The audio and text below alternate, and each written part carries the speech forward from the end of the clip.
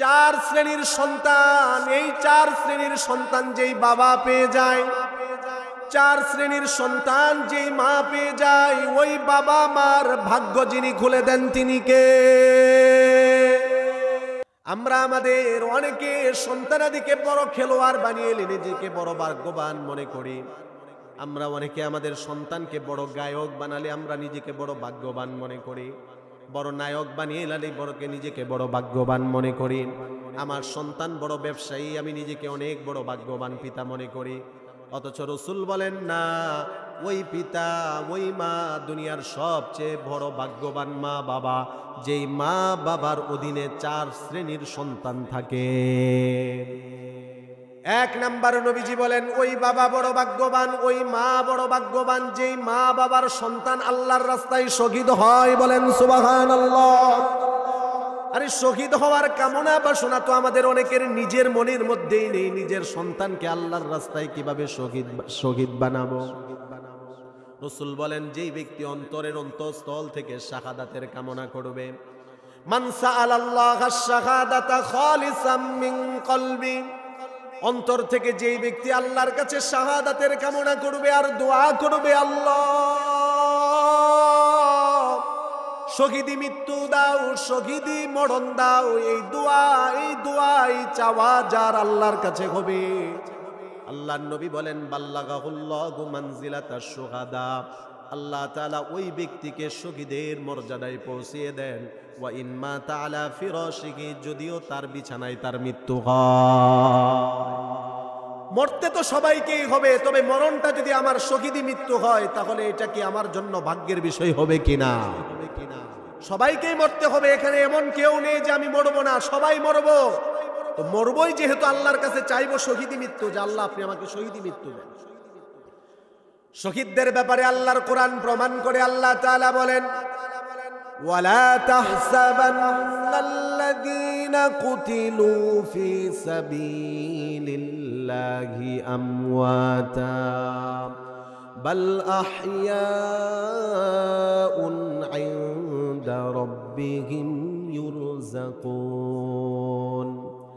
আমি আপনি যদি সাধারণভাবে মরে যাই, আমার আপনার যদি সাধারণ মৃত্যু হয়ে যায়, তাহলে আমরা মরে গেলাম। আর আল্লাহর কোরআন প্রমাণ করে যারা শহীদ হয়, আল্লাহ তাআলা যাদেরকে শাহাদাতের মর্যাদা দান করে, আল্লাহ বলেন তাদেরকে তোমরা মৃত বলে ধারণা করিও না, তারা মৃত না, তারা মৃত না। আল্লাহ বলেন তারা মরার পরেও তারা জীবিত। বলেন সুবহানাল্লাহ। বাল আহইয়াউন, বরং তারা জীবিত। ইনদা রাব্বিহিম ইউরযাকুন, আল্লাহ তাআলার পক্ষ থেকে তারা রিজিক প্রাপ্ত। এজন্য আল্লাহ তাআলার কাছে নিজের মরণের জন্য শাহাদাতের কামনা করা। আমি আল্লাহর কাছে দোয়া করি, আল্লাহ আমার মৃত্যুটা যেন ঘরের মধ্যে না হয়, বিছানার মধ্যে পড়ে না হয়। আমার মৃত্যুটা যেন দ্বীনের জন্য, আল্লাহ আপনার জন্য কাফেরদের বিরুদ্ধে লড়াই করতে করতে হয়। আমার হাত, আমার পা, আমার দেহ থেকে যেন আলাদা হয়ে যায়। এরকম শহীদি মৃত্যু সাহাবায়ে কেরাম কামনা করতেন। আর এই শহীদি মৃত্যুর কামনা এটা প্রত্যেক ইমানদারের অন্তরে থাকা উচিত। বলেন ঠিক কিনা? এটা তো আমাদের নিজেদের থাকা উচিত। আর দ্বিতীয় নাম্বার হলো, যদি আমি ভাগ্যবান পিতা হতে চাই, যদি আমি ভাগ্যবান মা হতে চাই, ভাগ্যবান পিতা মাতা যদি আমি হতে চাই, নিজের সন্তানকে আল্লাহর রাস্তার শহীদ হিসাবে কবুল করাতে হবে। এই জন্য যে শহীদদের মা বাবা তারা বড় সম্মানিত হবে, বড় দামি হবে। আল্লাহর নবী জিহাদ করে মদিনার মধ্যে ঢুকতেছেন, এক মহিলা তখন দাঁড়িয়ে আছে, পর্দার আয়াত তখনও নাজিল হয়নি। রাসূল ওই মহিলাকে দেখে চিনতে পারলেন যে তার ছেলে আমার সাথে জিহাদে গিয়েছে, সেখানে শহীদ হয়েছে, এবং জিহাদের ময়দানে ওই সন্তানকে রাসূল কবরস্থ করেছেন। আল্লাহর নবী ওই মহিলার কাছে আসলো, আসার পরে বলল, তোমার সন্তান তো আল্লাহর রাস্তায় শহীদ হয়েছে। মহিলা এবার চোখের পানি না ছেড়ে আল্লাহর কাছে দোয়া করে, আল্লাহ আমি মা যেই দোয়া করেছিলাম সেই দোয়া তুমি কবুল করেছো। তার মানে তারা তাদের সন্তানদের জন্য আল্লাহর কাছে দোয়া করতো, আল্লাহ আমার সন্তানটাকে আপনি শহীদ হিসাবে কবুল করে নেন। আর যে সন্তান শহীদ হবে সেই মা বাবার ভাগ্য যিনি খুলে দেন তিনি কে? দুই নাম্বার হলো ওই বাবা বড় ভাগ্যবান, ওই মা বড় ভাগ্যবান যেই মা বাবার সন্তান কোরআনের হাফেজ হয়। ঠিক কিনা বলেন? ওই কেন ভাগ্যবান, কেন ভাগ্যবান? এক নাম্বার কারণ হলো ওই মা বাবা আল্লাহর কাছ থেকে সম্মানিত হবে। এই যে এখানে অনেক মাদ্রাসার ছাত্ররা আছে, অনেক উলামায়ে কেরাম আছেন, আপনারাও তো বিভিন্ন জায়গায় মাহফিল করেন। ময়রা ওই যে নানার মাদ্রাসার মাহফিলের মধ্যে হাফেজে কোরআনদের মাথার মধ্যে পাগড়ি দেওয়া হয়েছে।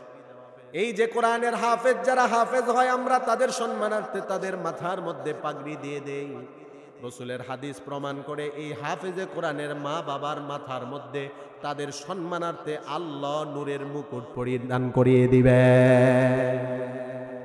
রাসূল বলেন উলবিসা ওয়ালিদা উলবিসা ওয়ালিদাহু তাজান ইয়াউমাল কিয়ামা। কিয়ামতের দিন আল্লাহ পাক রব্বুল আলামিন হাফেজে কোরআনের মা বাবার মাথার মধ্যে একটা মুকুট পরিধান করিয়ে দিবেন। যাউহু আহসানু মিন যাউইশ শামস, যেই মুকুটের আলো হবে সূর্যের আলোর চেয়ে বেশি। জুড়ে বলেন সুবহানাল্লাহ। সূর্য যেটা পৃথিবীকে আলোকিত করে, এই যে এখন পৃথিবী অন্ধকার কেন? সূর্য নেই। এই সূর্য উদিত হয়ে পৃথিবীকে যেমন আলোকিত করে, এমন এর চেয়ে আরো অধিক আলো হবে হাফেজে কোরআনের মা বাবার মাথার মধ্যে থাকা মুকুট। জুড়ে বলেন আল্লাহু আকবার। তাহলে ওই বাবা ধন্য না তো কোন বাবা ধন্য যেই বাবার সন্তান গাঞ্জা টানে? ওই বাবা ধন্য না তো কোন বাবা ধন্য যেই বাবার সন্তান মদ খায়? ওই বাবা ধন্য না, বরং ওই বাবা ধন্য যেই বাবার সন্তান মদ না, নেশা না, জুয়া না, বরং যেই বাবার সন্তান কোরআনের হাফেজ হয়, কোরআন তেলাওয়াত করে, মা বাবার জন্য দোয়া করে। ঠিক কিনা বলে? ঠিক কিনা বলে? জমানা বড় খারাপ, জমানা বড় খারাপ। আমি টেকনাফ কক্সবাজার গিয়েছিলাম, লাগাতার এক সপ্তাহ প্রোগ্রাম করেছি। আমি যেখানেই যাই সেখানে বলে বাবা বলে, সেখানের অভিভাবকরা বলে হুজুর আমার সন্তানের ব্যাপারে, আমাদের সন্তানদের ব্যাপারে মাদকের বিরুদ্ধে বয়ান করে। কেননা যত দিন যাচ্ছে তত যুব সমাজ মাদকাসক্ত হচ্ছে। ঠিক কিনা বলে? এটা শুধুমাত্র টেকনাফ আর কক্সবাজারের কথা বলতেছি, সারা দেশের একই অবস্থা। আমাদের এই পাগলা এলাকার খোঁজখবর নিয়ে দেখেন, যত দিন যাচ্ছে আমার অনেক কলিজার টুকরা যুবক ভাইদের এই চরিত্র নষ্ট হচ্ছে। ঠিক কিনা বলে? আমি পাগলার সন্তান, আমি আমার ভাইদেরকে বলতে পারি, এখানে নাও থাকতে পারে, তবে আমি দেখেছি, আমি পাগলা আমার গ্রামের সেই ইসলামপুরের আমার ছোট ছোট অনেক ভাইদেরকে আমি দেখেছি, ছোট ছোট অনেক ভাতিজাদেরকে দেখছি, ওরা বয়স এখনো পরিপূর্ণ হয়নি, ওরা এখন নেশায় আসক্ত হয়ে গিয়েছে। ঠিক কিনা বলে? আমরা যদি না বলি, কে বলবে? কে বুঝাবে আমার সন্তানকে? কে বুঝাবে আমার ভাইকে? কে বুঝাবে আমার ভাতিজাকে? এজন্য কষ্ট নিবেন না ও আমার ভাই, ও আমার ভাতিজা। যেই ব্যক্তির জীবনে নেশা চলে আসে, ওই ব্যক্তির জীবন শেষ হয়ে যায়। ঠিক কিনা বলে? আল্লাহ হেফাজত করুক। জুড়ে বলি আমিন। তাহলে ওই বাবা বড় ধন্য, ওই মা বড় ধন্য যে মা বাবার সন্তান হাফেজে কোরআন হয়। কেন? ওই যে তাদেরকে আল্লাহ তাআলা মুকুট পরাবেন। শুধুমাত্র তাই না, তিরমিজির বর্ণনা, আল্লাহর নবী বলেন মান ক্বারা আল কুরআন ফাস্তাযহারাহু ফাহাল্লা হালালাহু ওয়া হারামা হারামা। যেই ব্যক্তি কোরআন পড়বে, কোরআন আয়াত্ত করবে, হালালকে হালাল জানবে, হারামকে হারাম জানবে, আল্লাহ ওই কোরআনের দ্বারক বাহককে আল্লাহর জান্নাতে প্রবেশ করিয়ে দিবে। আমার সন্তান যদি কোরআনের হাফেজ হয়, আমার সন্তান জান্নাতে যাবে। শুধু সে একা জান্নাতে যাবে এমনটা না। আমার সন্তান যদি দুনিয়াতে পথভ্রষ্ট হয়ে যায়, ওই পথভ্রষ্ট সন্তান যেমন আল্লাহর কাছে বলবে, আল্লাহ জাহান্নামে যাব, আমি একা যাব কেন? আমার দায়িত্ব আমার মার কাছে, আমার বাবার কাছে ছিল, আজকে আমি জাহান্নামে যাব। যেই মা বাবার দায়িত্ব ছিল কিন্তু দায়িত্ব পালন করেনি, তাদের বুকে পাড়া দিয়ে আমি জাহান্নামে যাব। এরকম যেমন পথভ্রষ্ট সন্তান বলবে, তাহলে যেই সন্তান নেককার হবে, যেই সন্তান জান্নাতে যাবে, সেই সন্তান মা বাবাকে না নিয়ে আল্লাহর জান্নাতে যাবে না। এজন্যই তো রাসূলের হাদিস প্রমাণ করে আল্লাহর নবী বলেন, সে তো জান্নাতে যাবে, তাকে আল্লাহ জান্নাতে ঢুকাবেন। ওয়াশাফাআহু ফি আশারাতিন মিন আহলি। ওই হাফেজে কোরআনের পরিবার পরিজনের 10 জনের ব্যাপারে আল্লাহ পাক রব্বুল আলামিন তার সুপারিশ কবুল করে নেবেন। কদ ওয়াজাবাত কুল্লুকুম কদ ওয়াজাবাত লাহুন নার। যে 10 জনের প্রত্যেকের জন্য জাহান্নাম অবধারিত হয়েছিল। তাহলে ওই বাবা ওই মা বড় ধন্য, বড় ভাগ্যবান যেই মা বাবার সন্তান কোরআনের হাফেজ হয়।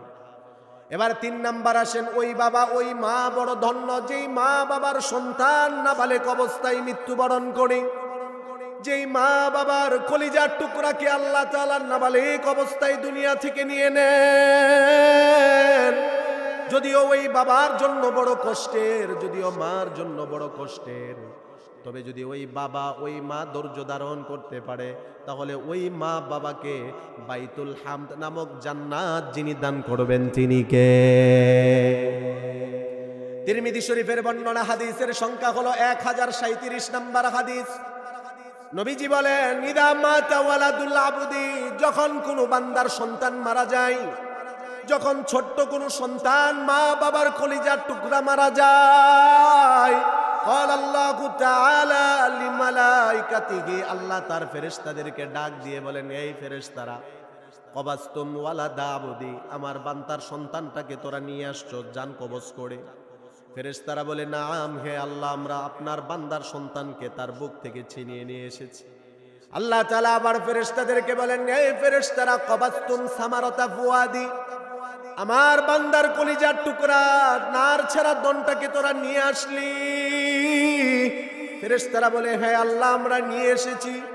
এবার আল্লাহ ফেরেশতাদেরকে বলেন, এই ফেরেশতারা, এই যে আমার কলিজার টুকরা বান্দাদের, তাদের কলিজার টুকরাকে তোরা নিয়ে আসলি, এখন বান্দারা আমার ব্যাপারে কি বলে? মাদা কল আবদি, আমার বান্দার আমার ব্যাপারে কি বলে? এবার ফেরেশতারা ওই মার ব্যাপারে, বাবার ব্যাপারে, যেই মা বাবা কলিজার টুকরা সন্তানকে হারানোর পরে ধৈর্য ধারণ করে আল্লাহর শুকর আদায় করে, সেই মা বাবার ব্যাপারে ফেরেশতারা বলে, আল্লাহ হামিদাকা, তারা আপনার প্রশংসা করে এবং তারা সবর করেছে।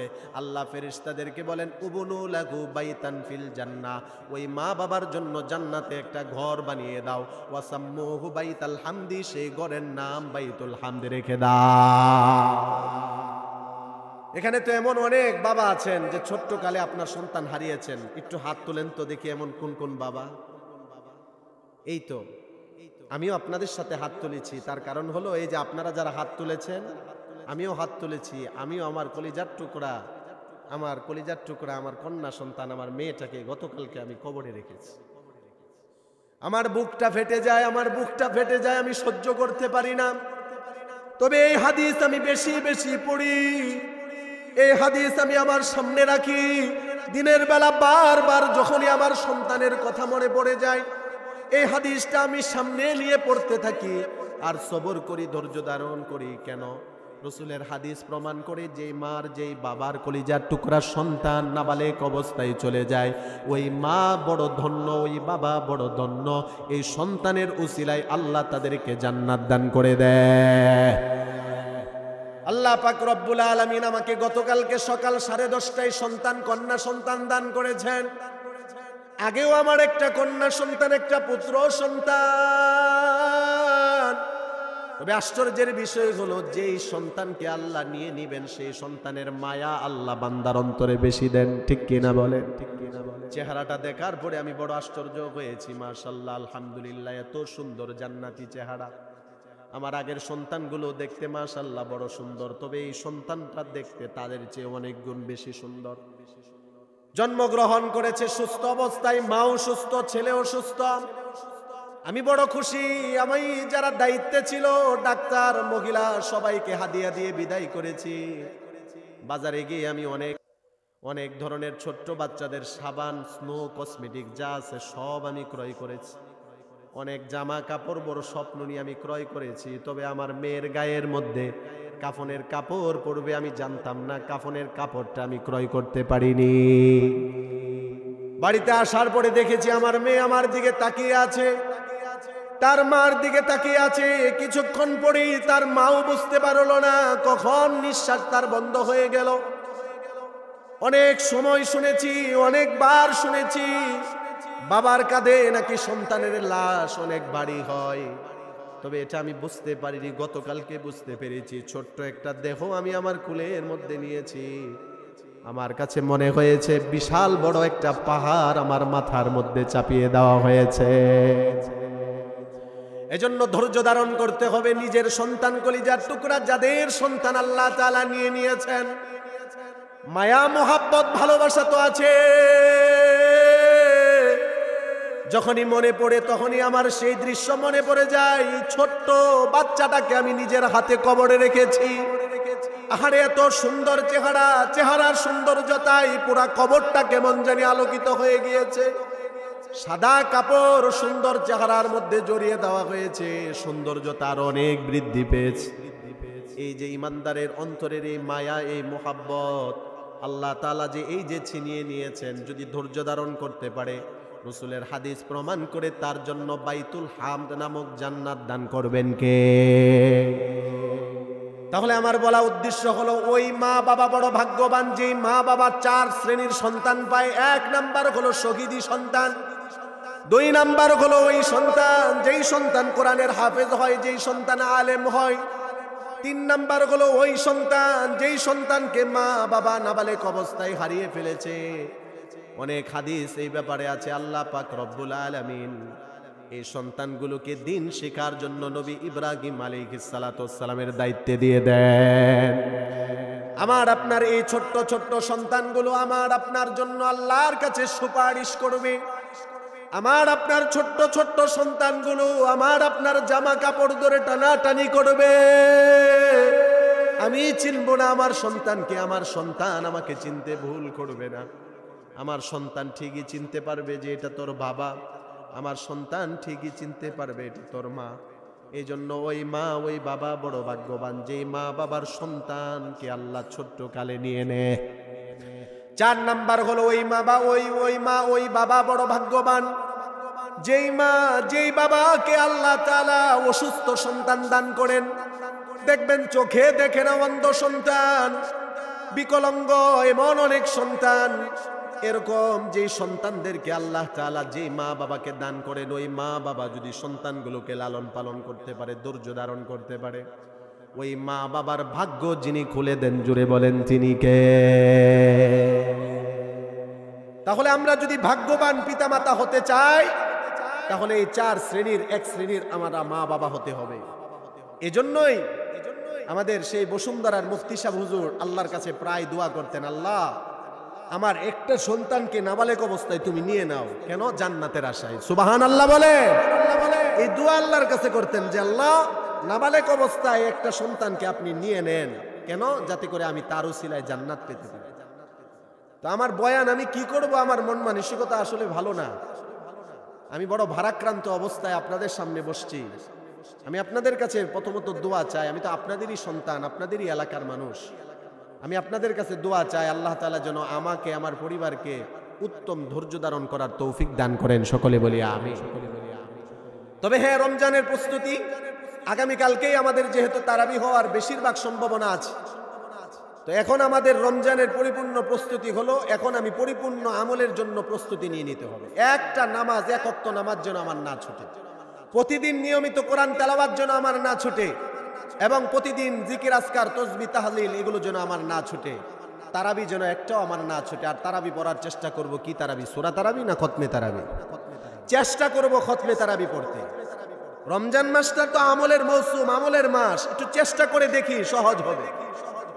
আমি দেখেছি যারা এই খতমে তারাবি পড়েছে, আমি তাদেরকে জিজ্ঞাসা করি, তারা বলে যে হুজুর সূরা তারাবি ও তারাবি, খতমে তারাবি ও তারাবি, তবে অন্তরের প্রশান্তি হলো খতমে তারাবি। আল্লাহু আকবার বলে। একটাবার পড়ে দেখেন, একটা বছর পড়ে দেখেন। আর তারাবি কয় রাকাত পড়বেন? 8 রাকাত না 20 রাকাত? এই শয়তানি ভূত কারো মাথায় কি আসছে নাকি যে তারাবি এই বছর থেকে 8 রাকাত পড়ব? এই ষড়যন্ত্র চক্রান্ত আমাদের দেশের মধ্যে 1 শ্রেণীর মানুষ তারা করতেছে, যাতে মানুষ ইবাদত থেকে আমল থেকে দূরে সরে যায়। জুড়ে বলেন ঠিক কিনা?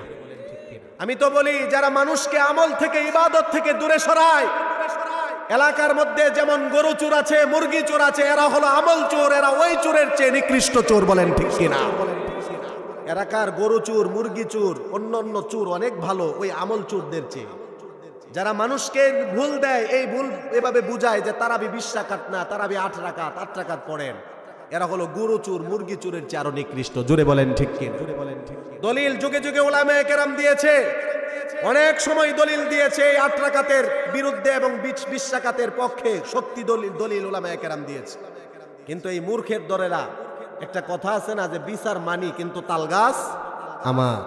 এরা হলো এরকম মূর্খ। এরা দলিল বুঝার পরেও না, কয় না 8 রাকাতই। এরা অলস, এরা ইমান চোর, মানুষের আমল চোর। এই জন্য এই সমস্ত মানুষের কথাই পড়বেন না। তারাবি কয় রাকাত পড়বো? কয় রাকাত? 20 রাকাতই পড়বো। রমজান মাস আমলের মাস, ইবাদতের মাস। এই মাসে বেশি বেশি আমল করব, ইবাদত করব। তারা করতেছে, তারা করুক। যদি কেউ আপনাকে বলে এসে যদি এভাবে দাওয়াত দেয়, আপনি বলবেন ভাই আপনারটা নিয়ে আপনি থাকেন, আমারটা নিয়ে আমি আছি, আপনি আমাকে ডিস্টার্ব করেন না। আপনি এভাবে বলবেন, বুঝলাম আপনার দলিল সহি, বুঝে নিলাম, আমি মেনে নিলাম যে আপনার দলিল সহি, 8 রাকাতই সহি। আমি 8 পড়ে যদি 20 পড়ি, আমার কি গুনাহ হবে না সওয়াব হবে? ওই বাটপার তখন চুপ হয়ে যাবে, ঠিক কিনা বলেন? 8 রাকাত পড়ে যদি আমি 20 রাকাত পড়ি, আমার কি গুনাহ হবে? তাহলে 20-এর মধ্যে 8 আছে কি নাই? আছে, 20-এর মধ্যে 8 আছে, কিন্তু 8-এর মধ্যে 20 নাই, ঠিক কিনা বলেন? এজন্য তারাবি কয় রাকাত পড়বো? 20 রাকাত পড়বো। এই ধোঁকা যেন আমাদেরকে না দেয়। রমজানের প্রস্তুতি, রমজানে একটা বিন্দু পরিমাণ সামান্য গুনাহ যেন আমার না হয়। ও ভাই, যুবক ভাইদেরকে লক্ষ্য করে আমি বলতেছি, যেই সময় গুনাহ করা সহজ, ওই সময় মানুষ যদি আল্লাহর ভয় অন্তরে নিয়ে গুনাহ থেকে বাঁচে, আল্লাহ পাক রব্বুল আলামিন তাকে শাহাদাতের মর্যাদা দান করে। আর রমজান মাসটা রহমত আর বরকতের মাস, জান্নাতের দরজা খুলে দেওয়ার মাস, নিজের জীবনের গুনাহ মাফের মাস। সহিহ বুখারীর বর্ণনা, নবীজি বলেন, মান সামা রমাযানা ঈমানান ওয়া ইহতিসাবান গুফিরা লাহু মা তাকদ্দামা মিন যামবি। 35 নম্বর হাদিসের বর্ণনা, বুখারীর বর্ণনা, যে ব্যক্তি রমজান মাসের রোজা সওয়াবের আশায় ঈমানের সাথে যে ব্যক্তি রাখবে, তার জীবনের গুনাহগুলো যিনি ক্ষমা করে দিবেন তিনি কে?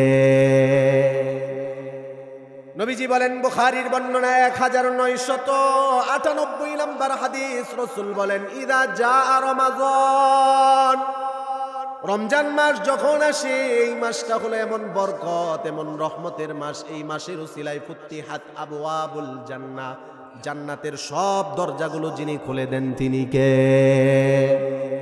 ওয়া গুল্লিকাত আবওয়াবু জাহান্নাম, জাহান্নামের দরজাগুলোকে আল্লাহ তাআলা বন্ধ করে দেন। ওয়া সুলসিলাতিশ শায়াতিন, শয়তানকে আল্লাহ তাআলা শিকলের মধ্যে বন্দী করে দেন। এই জন্য এই মাসটা হলো আমলের মাস। শয়তান এই মাসে সেই পরিমাণ ধোঁকা দিতে পারে না অন্য মাসে যেই পরিমাণ ধোঁকা দেয়, বলেন ঠিক কিনা? প্রশ্ন করতে পারেন, হুজুর রমজান মাস শয়তান শিকলে আবদ্ধ আছে, তারপরেও তো সুদ খায় রমজান মাসে, ঠিক কিনা বলেন? সুদখোরেরা রমজান মাসে সুদ খাওয়া বন্ধ করে দেয়? করে না, বরং আরো বেশি খায়। সামনে ঈদ আসতেছে, কি আসতেছে? মন খারাপ করতেছেন? মন খারাপের তো কিছু নাই। আপনারা কি কেউ সুদ খান? আমি জানি, আমার বিশ্বাস যে এখানে যারা আসছে, যারা কোরআনের কথা শুনে, তারা কখনো সুদে লিপ্ত হয় না, ঠিক কিনা বলেন? যদি কেউ থাকেন, মনে মনে আল্লাহর কাছে তওবা করেন আর ভবিষ্যতে খাবেন না এই নিয়ত করেন, আল্লাহ ক্ষমা করবে। আল্লাহর কসম, এই অবস্থায় যদি আপনি মারা যান সুদ খাওয়া অবস্থায়, আপনার জন্য জান্নাতে যাওয়া বড় কঠিন হয়ে যাবে, বলেন ঠিক কিনা? ওলামায়ে কেরাম সুদের কথা বললে, ঘুষের কথা বললে অনেকে মন খারাপ করে। আমি দেখি অনেকে মাহফিল থেকে উঠে চলে যায়। এই কথাটা আমি উচ্চারণ করার সাথে সাথে এখান থেকে কেউ উঠে নেয়। এই জন্য আমি বুঝছি যে সবাই আলহামদুলিল্লাহ ভালো, কেউ সুদ খায় না। আমি অনেক জায়গায় খেয়াল করে দেখেছি, সুদের কথাটা মুখে আনতে দেরি, 2-4 জন লোক করতে দেরি না, তাদের শরীরে জ্বালাপোড়া শুরু হয়ে যায়, আগুন শুরু হয়ে যায় যে হুজুর অন্য কথা বলবো, এই কথা বলে কেন? আচ্ছা, সুদের বিরুদ্ধে কথা কি আমার কথা, সিরাজির কথা, না আল্লাহর কথা? জোরে বলেন, কার কথা? তো যদি আপনি আমার প্রতি রাগ করেন, কেমন জানি আপনি আল্লাহর প্রতি রাগ করলেন। জোরে বলেন নাউযুবিল্লাহ। এজন্য রমজান মাস এটা রহমতের মাস, বরকতের মাস। এই মাসে আল্লাহ জান্নাতের দরজা খুলে দেন, জাহান্নামের দরজাগুলো আল্লাহ বন্ধ করে দেন, শয়তানকে আল্লাহর শিকলে আবদ্ধ করে দেন। প্রশ্ন থাকতে পারে, হুজুর শয়তান শিকলে আবদ্ধ, তাহলে মানুষ গুনাহ করে কেন? মিথ্যাবাদী মিথ্যা বলতেছে, সুদখোর সুদ খাচ্ছে, ঘুষখোর ঘুষ নিচ্ছে, জেনাকারী রমজান মাসেও জেনা করতেছে, জেনা থেকে বিরত থাকছে না। এর উত্তর হলো, বাকি 11 মাস এমন ভাবে গুনার সাথে সে জড়িত হয়ে যায়, 1 মাস শয়তান বন্দী থাকার পরেও সে গুনাহ থেকে বাঁচতে পারে না, বলেন ঠিক কিনা? এজন্য আমি সব সময় আমার কলিজার টুকরা যুবক ভাইদেরকে বলি, মুরব্বী বাবাদেরকে বলি, এলাকার মা বোনদেরকে বলি, ও মা বোনেরা, ও যুবক ভাইয়েরা, গুনাহ ছাড়েন, গুনাহ ছাড়েন। আল্লাহর ভয় অন্তরে নিয়ে গুনাহ ছাড়লে, যখন গুনাহ করা সহজ, তখন আল্লাহ শাহাদাতের মর্যাদা দান করেন। এটা আমার কথা না, ইমাম জালালউদ্দিন সুয়ুতি রহমাতুল্লাহি আলাইহির কথা। তিনি তিনার কিতাবের মধ্যে উল্লেখ করেন, 3 জন ইমানদার ইমানের দাওয়াত নিয়ে তারা বের হয়ে পড়েছে, খ্রিস্টান দেশের মধ্যে চলে গিয়েছে। ওই দেশের বাদশা ছিল একজন জালেম, সে ছিল একজন খ্রিস্টান। খ্রিস্টান জালেম বাদশা যখন শুনতে পেল 3 জন ইমানদার ইমানের দাওয়াত নিয়ে তার রাষ্ট্রে, তার রাজ্যে চলে এসেছে, মানুষকে ইমানের দাওয়াত দেয়, জালেম খ্রিস্টান বাদশা এবার তিনজন ইমানদারকে বন্দি করলো, বন্দি করে বলল, তোমাদেরকে এত সাহস কে দিল, কোথা থেকে পেলে? আমি একজন খ্রিস্টান, আমার রাজ্যে আমি বাদশা থাকা অবস্থায় তোমরা মানুষকে এই ধর্মের বিরুদ্ধে অন্য ধর্মের পক্ষে দাওয়াত দাও। জালেম খ্রিস্টান বাদশা তিনজন ইমানদারকে বলল, এখনো সময় আছে, তোমরা ঈমান ছেড়ে দাও। দুনিয়ার লোভনীয় প্রস্তাব দিল, যদি তোমরা ঈমান ছেড়ে দাও তোমাদেরকে টাকা পয়সা বাড়ি গাড়ি দিব, তোমাদেরকে দুনিয়ার বড় বড় পদ দিব। এবার আমি আপনাদেরকে প্রশ্ন করি, একজন ইমানদার যে ইমানের মূল্যবোধ বুঝে, দুনিয়ার সম্পদের লোভের কারণে কি সে কখনো ঈমান ছাড়তে পারে?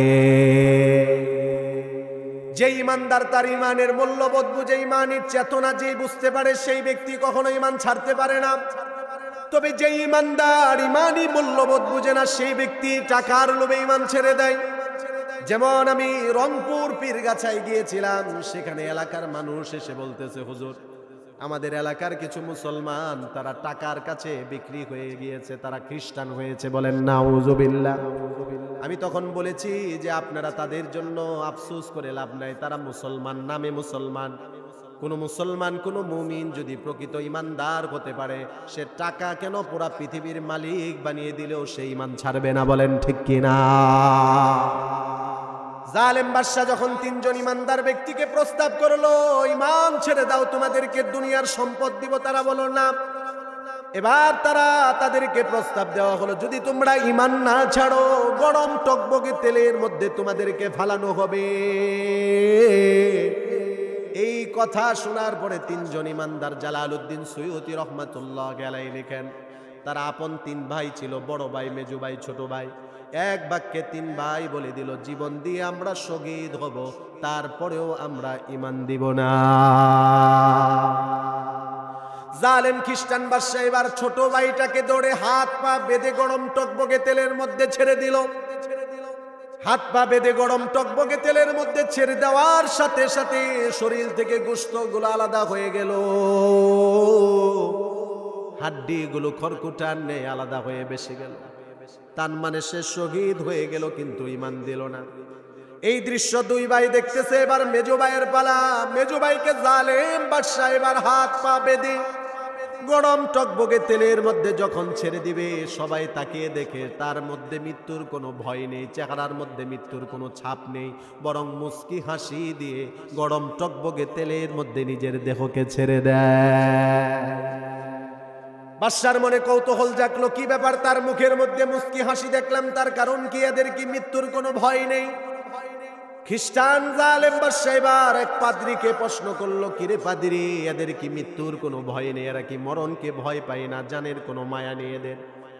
এই যে গরম টকবকে তেলের মধ্যে এদেরকে ফালাচ্ছে, এরা তো কোনো ভয় পাচ্ছে না, বরং এদের মুখের মধ্যে হাসি দেখা যায়, তার কারণ কি? পাদ্রী এবার বাদশাকে জানিয়ে দিল, ও বাদশা মহোদয়, তাদের মুখের মধ্যে আপনি যে হাসির ঝলক দেখতে পাচ্ছেন, তার কারণ হলো তারা ঈমানদার। তারা বিশ্বাস করে, ঈমান নিয়ে, ঈমানের উপর অটল আর অবিচল থেকে যদি মৃত্যুবরণ করতে পারে, মৃত্যুর সাথে সাথে তাদেরকে যিনি জান্নাত দান করে দেন তিনি কে? শুধুমাত্র মৃত্যুর সাথে সাথে জান্নাত দান করেন এমনটা না, মৃত্যুর আগে আল্লাহ তাআলা এমন অনেক ঈমানদার বান্দাদেরকে তাদের জান্নাতের অবস্থান দেখিয়েছেন। সুবহানাল্লাহ বলে। ফেরাউনের অত্যাচার সহ্য করতে পারে না হযরতে আসিয়া আল্লাহর কাছে দোয়া করে, রব্বি বিনিলি ইনদাকা বাইতান ফিল জান্নাহ ওয়া নাজ্জিনি মিন ফিরাউনা ওয়া আমালিহি ওয়া নাজ্জিনি মিনাল কওমিয যালিমিন। হযরতে আসিয়া ফেরাউনের অত্যাচার সহ্য করতে পারে না, আল্লাহর কাছে দোয়া করে বলে, আল্লাহ আপনার পাশে আপনি আমার জন্য একটা জান্নাতের ঘর বানান। আল্লাহু আকবার বলেন। আল্লাহ তাআলা আল্লাহর পাশে জান্নাতে ওনার জন্য একটা ঘর বানিয়ে দিলেন। ওই ঘর, জান্নাতের ঘর দেখতে দেখতে তিনি শহীদ হয়ে গেলেন। তার মানে ঈমান আমার কাছে বড় দামি। যতই জুলুম, অত্যাচার, নির্যাতন আসুক না কেন, সব সহ্য করতে হবে, কিন্তু ঈমান ছাড়া যাবে না। বলেন ঠিক কিনা? বলবেন হুজুর এগুলো তো আগের জমানায় হয়েছে, ঈমানদারদের উপর জুলুম। এই জমানায় ঈমানদারদের উপর জুলুম হবে না, ভবিষ্যতে হবে না। বিষয়টা কেমন? আরে হচ্ছে, আমি আপনি খবর জানি না। যারা প্রকৃত ইমানদার, যাদের ইমানি চেতনা শক্তি আছে, তাদের উপর ঠিকই জুলুম নির্যাতন হচ্ছে। বিগত 16 বছর হয়েছে না, যে সমস্ত আলেমদের ইমানি চেতনা আছে তাদের উপর জুলুম নির্যাতন হয়েছে। অনেকে কারাগারে যুগ বছর কি বছর থেকেছে, এবং আল্লামা সাইদি রহমতুল্লাহ আলাইহি কারাগারে থেকে শহীদ হয়েছে। ঠিক কিনা? এই পরীক্ষা শুধুমাত্র তখন ছিল, এখন না, এমনটা না, এখনো হচ্ছে। আমি আপনি খবর জানি, আমেরিকার কারাগারের মধ্যে এখনো আমাদের একজন বোন বন্দী আছে, মুসলিমা একজন বোন এখনো আমেরিকার কারাগারে বন্দী আছে। আমি আপনি খবর জানি না, এটা ঠিক। নাম হলো ডক্টর আফিয়া সিদ্দিকী। অনেক বড় ডাক্তার, অনেক ডিগ্রি, পিএইচডি অর্জন করেছে উনি। মুসলিমা, পাশাপাশি কোরআনের একজন হাফেজা। আল্লাহু আকবার বলেন।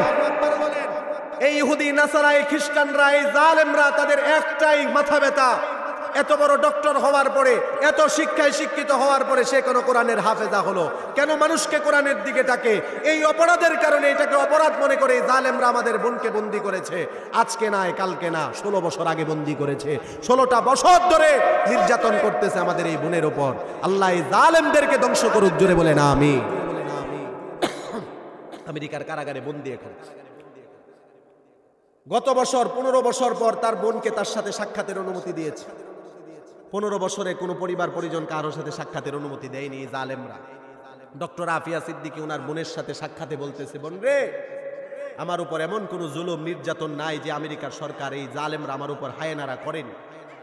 প্রত্যেক রাত্রে এরা মিলে মিশে আমাকে শরীরের উপর টর্চার করে আমাকে ধর্ষণ করেছে। বলেন নাউজুবিল্লাহ। আমার শরীরের একটা কিডনি ওরা খুলে নিয়েছে। ডক্টর হাফেজা আফিয়া সিদ্দিকী উনি ওনার বোনকে বলতেছেন, বোন রে, আমি ইমানি পরীক্ষা দিচ্ছি, আমি কোরআনের হাফেজা হওয়ার কারণে, আমি মুসলমান হওয়ার কারণে এরা আমার উপরে জুলুম করতেছে। একটা একটা দাঁত প্লাস দিয়ে টেনে টেনে উঠিয়ে ফেলেছে। পাগলা কুকুর আমার দিকে ছেড়ে দেওয়া হয়েছে, পাগলা কুকুর দিয়ে ওরা আমাকে কামড় দিয়েছে। ডক্টর আফিয়া সিদ্দিকী বলেন, এই হায়েনারা, আমেরিকার এই হায়েনারা, এরা কোরআনের পাতা ছিঁড়ে ছিঁড়ে পিছিয়ে দিয়েছে, যে তুমি যদি পা দিয়ে কোরআনের পাতার উপর পা দিয়ে যদি আসতে পারো, তোমাকে ছেড়ে দিব। ডক্টর হাফেজা আফিয়া সিদ্দিকী কতটা ইমানি শক্তিওয়ালা আল্লাহর একজন বান্দি। উনি এত জুলুম অত্যাচার 16 বছর ধরে সহ্য করে যাচ্ছেন। উনি বলেছেন, সহ্য করেছি, আরো করব, শহীদ হব, কিন্তু কোরআনের কোনো অবমাননা সহ্য করব না। আমাদের বোন মুসলিমা ডক্টর আফিয়া সিদ্দিকী, যিনি এখনো আমাদের জন্য জীবন্ত একটা প্রমাণ, উনি ওনার বোনের কাছে বলেছেন, বোন, আমি যে ইমানের উপর অটল আর অবিচল আছি, আমার আল্লাহ আমাকে ভুলেনি, আমার আল্লাহ আমাকে পুরস্কার দান করেছে। দুনিয়াতে থেকে আমি আমার রসুলকে স্বপ্ন যুগে দেখতে পেয়েছি। ডক্টর আফিয়া সিদ্দিকী আল্লাহর রসুলকে স্বপ্ন যুগে দেখতে পেয়েছেন। উনি এই কথাটা ওনার বোনের কাছে বলেন। আর রসুলের হাদিস প্রমাণ করে আল্লাহর নবী বলেন, মান রাআনি ফিল মানামি ফাকাদ রাআনি। স্বপ্ন যুগে আমার যে উম্মত আমাকে দেখলো, সে যেন আমাকেই দেখলো। লিআন্না শাইতানা লা ইয়াতামাসসালু বি। শয়তান সবার রূপ ধারণ করতে পারে, আমি রসুলের রূপ ধারণ করতে পারে না। ডক্টর আফিয়া সিদ্দিকী আমাদের বোন আল্লাহর নবীকে স্বপ্ন যুগে দেখে একটা প্রশ্ন করলেন, ইয়া রাসূলুল্লাহ, আর কত জুলুম অত্যাচার আর নির্যাতন আমি সহ্য করব? আল্লাহর নবী বলেন, ও আফিয়া, ধৈর্য ধারণ করো, আল্লাহ এর বিনিময়ে তোমাকে জান্নাত দান করবে। তার মানে আমার আপনার উপর, আমার আপনার ইমানের উপর বিপদ আপদ মুসিবত আসবে। ওই যে ওই পাদ্রী জালেম বাদশাকে বলে দিল, বাদশা এরা তো ইমানদার, এরা জানে মৃত্যুর সাথে সাথে আল্লাহ এদেরকে জান্নাত দান করেন, এই কারণে মরার আগে ওরা মরণকে ভয় পায় না, ওরা মুস্কি হাসতে থাকে। বাদশা এবার এটা শুনে বলল, তাই নাকি? এই যে দুই ভাইকে মেরে ফেললাম, তার মানে তারা কি জান্নাতি? তাদের ধর্ম বিশ্বাস অনুযায়ী বলে হ্যাঁ। এবার খ্রিস্টান বাদশা বলে, তাহলে এভাবে যদি জান্নাতি হয়ে যায় তাহলে মেরে লাভ কি? এই বড় ভাইটাকে আমি মারবো না। পাদ্রীকে বাদশা বলল, যাও যাও, বড় ভাইটাকে তোমার বাড়িতে নিয়ে যাও, বড় ভাইটাকে দিয়ে তুমি যেভাবে পারো তাকে গুনাহ করাও, গুনাহ করিয়ে তাকে ঈমান থেকে দূরে সরাও। কেননা ঈমানদার যত বেশি গুনাহ করে তার ঈমানি শক্তি তত কমে যায়। বলেন ঠিক কিনা? যে ইমানদার বেশি বেশি সুদ খায়, যে ইমানদার ঘুষ নেয়, যে ইমানদার হারাম খায়, তার ইমানি শক্তি থাকে না। ঠিক কিনা বলেন? এটাই বাস্তবতা। এই জন্যই ওই জালেম বাদশা পাদ্রীকে বলল, পাদ্রী যাও যাও, ছেলেটাকে নিয়ে যাও, তাকে আমি আর মরার সাথে সাথে যদি জান্নাতি হয়ে যাই তাহলে মেরে লাভ কি? যাও বাড়িতে নিয়ে যাও, বাড়িতে নিয়ে তুমি যেভাবে পারো তাকে দিয়ে গুনাহ করাও, তাকে ইমান থেকে দূরে সরাও। পাদ্রী এবার বলে, যদি আমি এই কাজটা করতে পারি আমার লাভ কি? বাদশা বলে, তুমি যা চাইবা তাই পাইবা। পাদ্রীও এবার লোভনীয় প্রস্তাবে পড়ে তার বাড়িতে ছেলেটাকে নিয়ে চলে গেল।